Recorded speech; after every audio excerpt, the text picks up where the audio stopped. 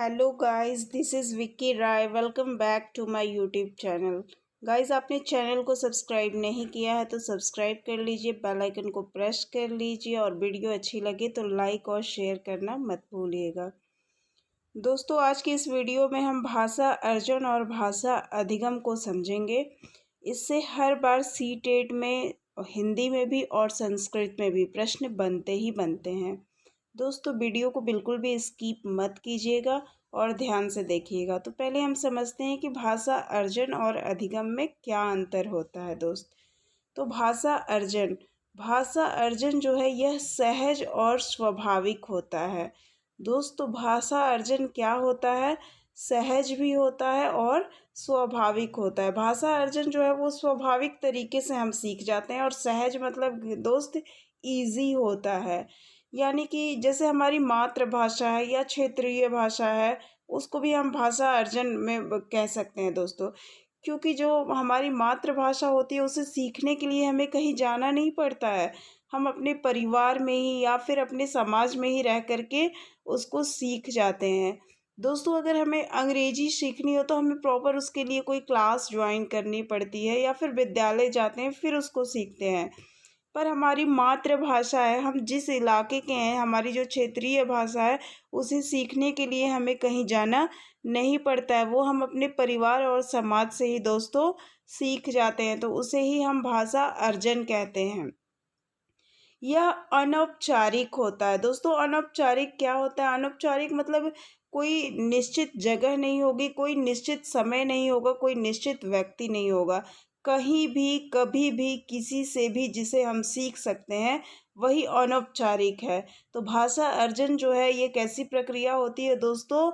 अनौपचारिक प्रक्रिया होती है। इसके लिए किसी विशेष जगह या किसी विशेष समय या किसी विशेष व्यक्ति की आवश्यकता नहीं होती है।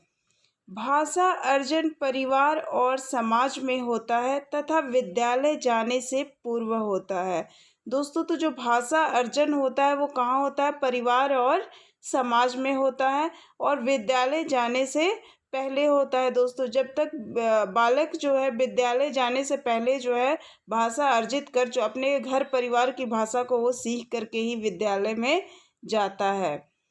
मातृभाषा अर्जित की जाती है। दोस्तों, जैसा कि मैंने आपको बताया, मातृभाषा है, क्षेत्रीय भाषा है, इसको हम क्या करते हैं? अर्जित करते हैं। इसे हमें सीखना नहीं पड़ता, ये सहज और स्वाभाविक तरीके से ही हम इसको सीख लेते हैं। दोस्तों, यह अनुकरण के द्वारा सीखी जाती है।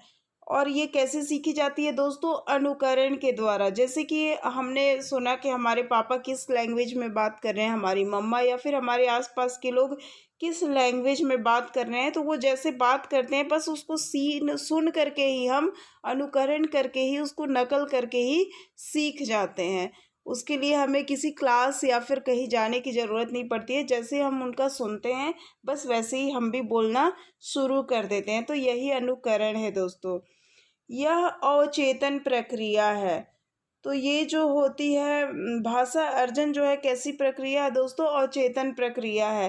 सोच के नहीं करता है कि नहीं मुझे ये सीखना ही है, ये स्वाभाविक तरीके से वो सीख जाता है। उसको जैसे कि जो संस्कार हमें मिलेंगे वो हम स्वाभाविक ही सीख जाते हैं। यही जो होती है अवचेतन प्रक्रिया होती है दोस्तों। अब हम देखते हैं भाषा अधिगम। भाषा अधिगम जो है दोस्तों यह प्रयास पूर्ण होता है। तो भाषा अधिगम जो है वो भाषा सीखने को अधिगम कहते हैं दोस्तों। तो ये प्रयास से हमें कुछ भी सीखना हो, कोई भाषा सीखनी हो, तो इसके लिए हमें क्या करना होता है? प्रयास करना होता है। बिना प्रयास का हम कुछ सीख नहीं सकते हैं। यह औपचारिक होता है। भाषा अधिगम जो है क्या होता है दोस्तों? औपचारिक होता है। यानी कि ये निश्चित समय पे होता है, निश्चित जगह पे होता है, किसी खास व्यक्ति से होता है। जैसे कि बालक जो है भाषा अधिगम के लिए कहाँ जाएगा? विद्यालय जाएगा। अपने टाइम पे कि इंग्लिश की क्लास है, मैथ्स की क्लास है, उसको ज्वाइन करेगा, एक निश्चित समय पे उसको सीखेगा, ठीक है। और उसको सिखाने वाले उसके शिक्षक होंगे। तो इसे हम क्या कहेंगे दोस्तों? औपचारिक। तो भाषा अधिगम जो है क्या होता है? औपचारिक होता है। भाषा अधिगम विद्यालय जाने के बाद की प्रक्रिया है। तो जब हम बालक जब विद्यालय जाता है उसके बाद वो क्या करता है? भाषा सीखना शुरू करता है। इससे पहले वो अपनी मातृभाषा के साथ या क्षेत्रीय भाषा के साथ विद्यालय जाता है। मानक भाषा और द्वितीय भाषा सीखी जाती है।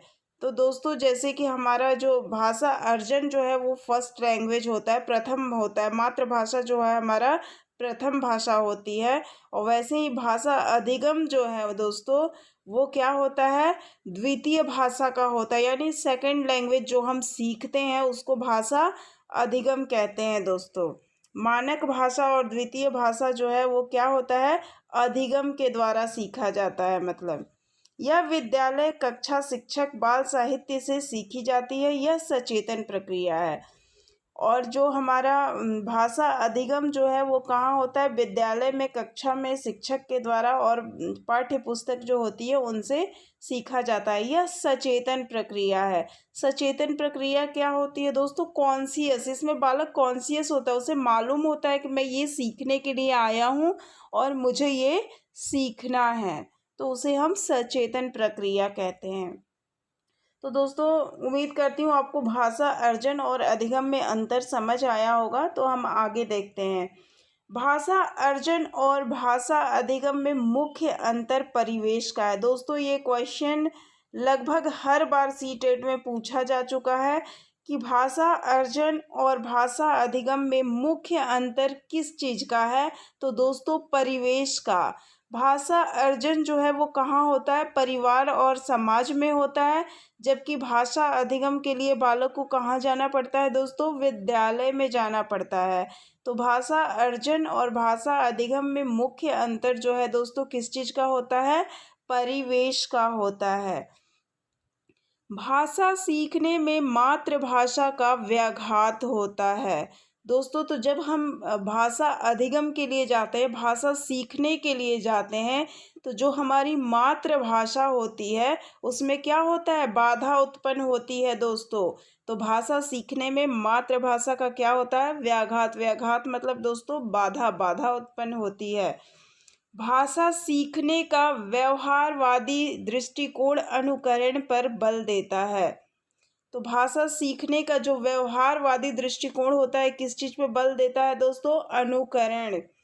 प्राथमिक स्तर पर भाषाई विकास साध्य है और साहित्य साधन है। तो जब बच्चा जो है प्राथमिक स्तर पे होता है दोस्तों, तो भाषाई विकास जो होता है वो क्या होता है, साध्य। साध्य किसे कहेंगे दोस्तों, लक्ष्य। हमें जो प्राप्त करना है, जो लक्ष्य प्राप्त करना है वही है साध्य। और साहित्य साधन है। और लक्ष्य को प्राप्त करने के लिए हम जिस चीज़ की सहायता लेते हैं उसको हम दोस्तों क्या कहते हैं, साधन कहते हैं। तो ये भी सीटेट में कई बार पूछा जा चुका है दोस्तों कि प्राथमिक स्तर पर भाषाई विकास जो है वो क्या है, साध्य है, हमारा लक्ष्य है भाषा का विकास करना। और हमारा साहित्य जो होता है दोस्तों वो हमारा साधन है, यानी कि साहित्य की सहायता से भाषा का विकास करना। आगे देखते हैं दोस्तों। भाषा की कक्षा में खेल अधिगम को विस्तार देता है। तो भाषा की जो कक्षा होती है दोस्तों उसमें खेल जो है वो सीखना, अधिगम जो है उसको क्या करता है, विस्तार देता है। बच्चे खुशी खुशी हर चीज़ को खेल खेल के माध्यम से जल्दी सीख पाते हैं दोस्तों। आगे देखते हैं। किसी भाषा को सीखने का मतलब उसकी अवधारणाओं और शब्दावली को सीखना है दोस्तों। तो हमें कोई भी भाषा हम जब सीखते हैं तो उसका विशेष मतलब क्या होता है दोस्तों, उसकी अवधारणा। मतलब अवधारणा मतलब क्या होता है, उसकी कॉन्सेप्ट, विचार जो हैं उसकी अवधारणा को और उसकी शब्दावली को जब हम सीख जाएंगे तो हम भाषा ऑटोमेटिक ही सीख जाएंगे दोस्तों। आगे देखते हैं। द्विभाषिकता और विद्वत उपलब्धियों का गहरा सकारात्मक संबंध पाया जाता है। यानी कि द्विभाषिकता जो है दोस्तों मतलब एक व्यक्ति जो है एक से ज़्यादा भाषा जानता है तो उसे हम द्विभाषिकता कहते हैं। और विद्वत जो है मतलब प्रतिभाशाली, कोई सबसे प्रतिभाशाली हो या फिर उच्च शिक्षा प्राप्त किया हुआ हो, उच्च शिक्षित हो, तो दोस्तों उसको हम विद्वत कहते हैं। तो मतलब कहने का मतलब कि ये हमारे लिए एक उपलब्धि। अगर हम एक भाषा से ज़्यादा भाषा हम जानते हैं तो ये हमारे लिए एक उपलब्धि है। भाषिकता और विद्वत उपलब्धियों का गहरा सकारात्मक संबंध पाया जाता है। आगे देखते हैं दोस्तों, प्राथमिक स्तर की पाठ्य पुस्तकों में विषय वस्तु का फलक विस्तृत हो जिसमें समाज के सरोकार झलकते हों। तो प्राइमरी लेवल की जो पाठ्य पुस्तकें हैं दोस्तों, उसका विषय वस्तु जो है वो क्या होना चाहिए, विस्तृत होना चाहिए, बिल्कुल अच्छे तरीके से वर्णित होना चाहिए और उसमें हमारे समाज के जो दोस्तों है सरोकार झलकने चाहिए, ताकि बच्चा जो है समाज से जुड़ा होता है और उन चीज़ों को वो जल्दी सीख पाता है दोस्तों। तो जो हमारी विषय वस्तु है वो समाज से जुड़ी हुई होनी चाहिए, उसमें हमारे समाज के सरोकार झलकने होने चाहिए। आगे देखते हैं दोस्तों, ज़्यादातर बच्चे स्कूल की शिक्षा से पहले ही भाषा की जटिलताओं और नियमों को आत्मसात कर पूर्ण भाषिक क्षमता रखते हैं। तो दोस्तों जब अधिकतर बच्चे जो होते हैं वो स्कूल की शिक्षा से पहले यानी स्कूल जाने से पहले ही भाषा के जो जटिलताएं होती हैं और उनके नियम होते हैं उनको वो क्या करते हैं, आत्मसात कर लेते हैं, उसको अपने अंदर जो है उसको स्वीकार लेते हैं और उनके अंदर पूर्ण भाषिक क्षमता हो जाती है।